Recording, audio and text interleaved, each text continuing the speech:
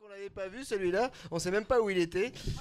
Mais il est là, Et ça fait plaisir, hein. Bah, je sais pas si... Ouais. On a Lorenzo, une petite chronique là comme Il a Ouais. 4 pages. Très très déprimante. Non, c'est assez court, ça va aller. À cet instant précis, nous sommes plus de 7 milliards d'êtres humains vivants. Dans exactement 142 ans et de manière super exhaustive, sauf accident, pas un seul parmi ces 7 milliards ne répondra à l'appel. Complètement renouvelé le cheptel humain, tous égaux qu'on finisse d'os ou de cendres, nous devons tous descendre dans la même station horizontale. Blancs, noirs, protestants, musulmans, patrons méprisants, ouvriers oppressés, Franck Ribéry, Violetta, la Reine des Neiges, tous libérés, délivrés, nous ne chanterons plus jamais. Et ça c'est demain, alors merde. Est-ce que ça vaut le coup de se faire engueuler quand on rentre un peu tard du bistrot avec les potes, de se faire dessus quand on demande un peu une augmentation, de se faire prélever des agios quand on est un peu à découvert, de se faire tabasser quand on est un peu juif, un peu pédé ou beaucoup femme?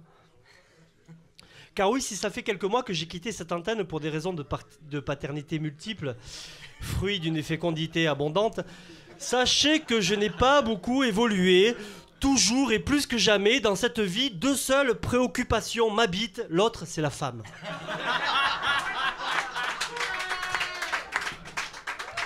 Et c'est exactement ce que j'ai dit à ma copine le dimanche, journée internationale de la femme. Tu sais, on devrait beaucoup relativiser nos angoisses et nos tourments, nos haines et nos mépris. Tu sais combien il lui reste à vivre à Florence Artaud? Personne ne le sait encore, et encore moins elle. Mais je crois savoir qu'il est grand temps qu'elle en profite un max. Alors pourquoi, lui évoquai-je habilement à ma copine, ne profiterions-nous pas de cet instant fugace et précieux que la vie nous offre pour faire un peu plus de sexe ensemble? Fort de cette certitude qu'il valait mieux en profiter maintenant qu'après, tiens, je bois un coup aussi parce qu'il faut en profiter. Elle me dit « Ah, mais oui, c'est une bonne idée, et puis moi, avec toi, ça fait longtemps que j'ai pas fait du sexe, alors... » Mais alors, je vois pas du tout le rapport avec la journée de la femme. Je lui ai dit, laisse tomber, c'est juste parce que j'ai écrit un texte pour la radio ce soir et que faute d'inspiration, il fallait que je place un truc d'actualité. De toute façon, la journée de la femme, c'est de la foutaise. Dans 3 jours, le 11, donc demain pour nous, c'est la journée internationale de la plomberie, c'est vrai. Et je suis pas certain que d'avoir la même considération que les plombiers fassent vraiment plaisir à la femme. Même si l'un dans l'autre, ou parfois même l'un sur l'autre, la femme et le plombier, ça se rejoint. En tout cas, j'ai vu souvent ça dans des films. Enfin, quand j'arrive à les voir en entier. Et le vrai problème de la femme, c'est justement le plombier. Aujourd'hui, le sexe, on l'apprend par les plombiers à la télé. Plus que par les sentiments, la rencontre, le terrain. 80% des garçons et 45% des filles de 14 à 18 ans ont vu au moins un film X dans l'année. Le sexe est banalisé par cet accès illimité et les premiers émois s'égarent dans des images éloignées de la réalité amoureuse. Il n'existe pas ce plombier visitant sa voisine qui, par un jeu de circonstances singulières, a justement laissé son mari au turbin, sa culotte au sale et sa vertu au propre comme défigurée, et puis bam boum, la voilà, on ne sait pas trop comment, affublé de 2 tubes de 30 en PVC galvanisé, à gémir des trucs aussi abscons qu'un joueur de foot. Oh oui, oh oui, oh oui, merci Jackie et Michel, on reviendra. Oh oui, oh oui, oh oui, ah non, on n'avait pas dit pas là. Ah oui, oh oui, oh oui, ah bon, vous pensez que 4 ça rentre? Ah bon, ah bon, ah bon.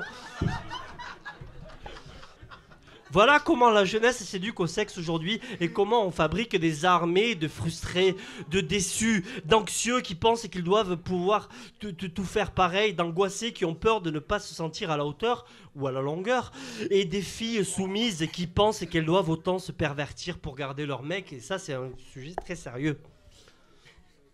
Le risque est de ne plus faire l'amour, mais de niquer, tout simplement, de devenir des djihadistes du sexe, destructeurs incultes du culte de nos antiques passions, fossoyeurs de nos ataviques belles émotions.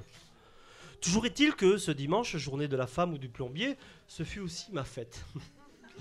Ma copine et moi, rescapés de nos vies éphémères, nous nous apprêtions à un rapport lubrique et consentant, et pourtant c'est pas souvent consentant avec ma copine, bon. Pressé par l'urgence de la vie, hâté par la fin du monde, happé par la soif de vivre, je fis j'adore ça. Je fis des préliminaires, des circonstances et dans un élan de générosité excessivement mal, Ma main, ça fait ça sur ses courbes fessues dans un claquement sec, exactement comme je l'avais vu dans ce film de plombier. Et là, ma copine, l'humeur subitement castratrice, me dit « Hop, hop, hop, hop, hop, hop, qu'est-ce que tu fais? T'es pas bien, tu devrais t'arrêter. Tu sais que l'Europe va nous punir. Plus de fessées, c'est plus possible. » Oh putain d'Europe, maugréais-je. Depuis l'euro, il est difficile d'avoir des rapports francs. Bon. Ouais. Bon, alors, me repris-je, tant pis, je suis chaud comme un Hollande qui remplit son gaillet de vacances. Tourne-toi. Oui, tourne-toi que je mette le feu à tes incandescentes indécences. Et là, elle me fait hop, hop, hop, hop, hop. Tu sais que depuis ce matin, j'ai été obligé d'installer un détecteur de fumée. Va falloir y aller mollo avec tes incendiaires ardeurs. Oh putain, maugréais-je de plus belle. L'Europe, elle commence à m'emmerder velu. Nous obliger à mettre des détecteurs de fumée le jour où j'ai pris conscience que j'allais tous mourir, c'est un peu gâcher la journée de la femme aussi. Et là, sans doute parce que je maugréais trop fort, elle me dit arrête de maugréer dans ton coin. Et puis d'abord, c'est quoi ce maugréer que tu utilises sans cesse et que je sais même pas ce que ça veut dire, tu m'emmerdes à la fin. Et puis moi, j'ai faim. Je vais me faire un grec. Oh putain de grec et d'Europe, main sur je, sans maudire et ni maugréer. Laissé pour seul, je contemplais ma bite. La caressant, admiratif, devant cette technologie à la fois rustique et tellement remarquable. Je m'émerveillais de ce que Dame Nature, qui nous consumera, pouvait offrir d'incroyable. Telle cette chenille qui devient papillon, cette infime graine qui donnera tant de courgettes, cette abeille habile qui fertilise nos terres. Caressant ma bite donc avec cet égarement béat, je lui murmurai « Je t'aime, tu sais, tu m'émeus tellement, Charlie. » Alors oui, je l'ai appelé Charlie. On m'a tellement reproché de dire trop de bites dans mes chroniques que depuis les événements du 7 janvier, je l'ai appelée Charlie. Et même si elle arrive en fin de carrière, je me dis qu'elle aussi que 7 millions de tirages, elle peut les atteindre. Hein. C'est alors que ma copine revint et que j'ai pu enfin gaspiller en elle quelques dizaines de milliers de gosses dans le latex de nos ébats protégés. Ouais, c'est bon, j'en ai 4. Maintenant, ça suffit, on peut se protéger. Pendant que nos corps sous la douche se louvoyaient, Charlie dans sa bouche la vous voyez faire du 50 Shades of Grey, c'est pas compliqué. Hein. Et là, elle prit une éponge avec délicatesse et nettoya mon Charlie. Et surpris, je lui dis « Mais qu'est-ce que tu fais ?»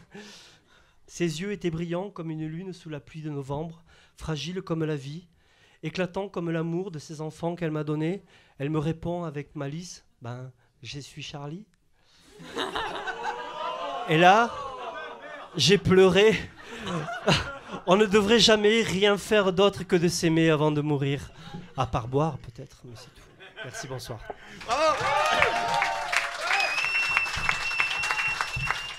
C'était Lorenzo.